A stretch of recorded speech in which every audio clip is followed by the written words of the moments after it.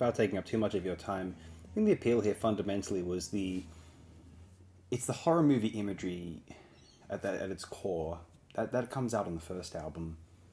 What really is delivered here is they move on from horror movie imagery to the horrors of the real world. The 1970s was scary enough without Hammer Studios putting out their films. I think it remains a totally arresting track list.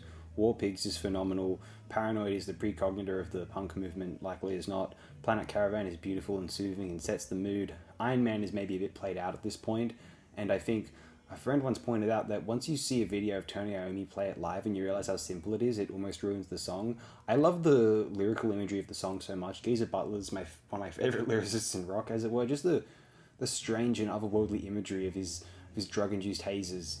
Beautiful. Anyway, Iron Man's a simplistic song compositionally, but lyrically, love it.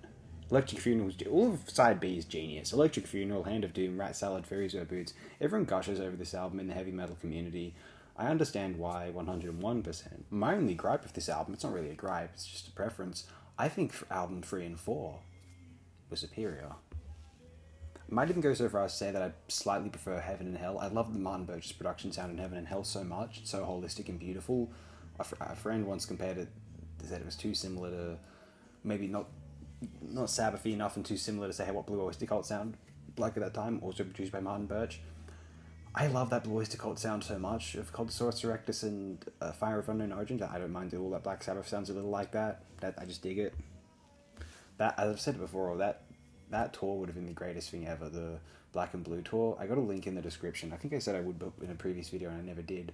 In the description of there's a little baseball t-shirt that was sold of a Godzilla fighting Satan.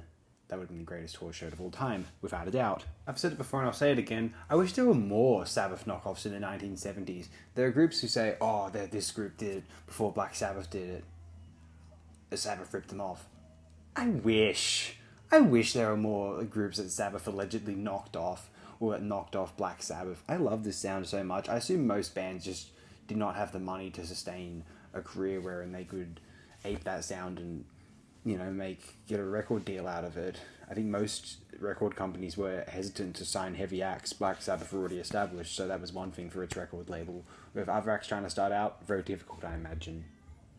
You see, therefore, these songs are going to be played on people's radio speakers, and they're like, you can't record heavy music, you want to record a heavy album, record a live album. I think that was the goal at one time. So if there are more bands, I know it's been said before that, oh yeah, there are heaps of these traditional doom metal bands in the 70s. Where are they? Point me to them in the comments if you're so inclined. I want nothing more than to listen to a slew of Black Sabbath knockoffs in the 1970s, because I love the Aussie era of Black Sabbath really so much that even if they were I would just enjoy a knockoff band from the time trying to do the same thing. That's where I'm at. That desperate. And if someone else is desperate enough to find these bands, well, please, point them my way. Thank you.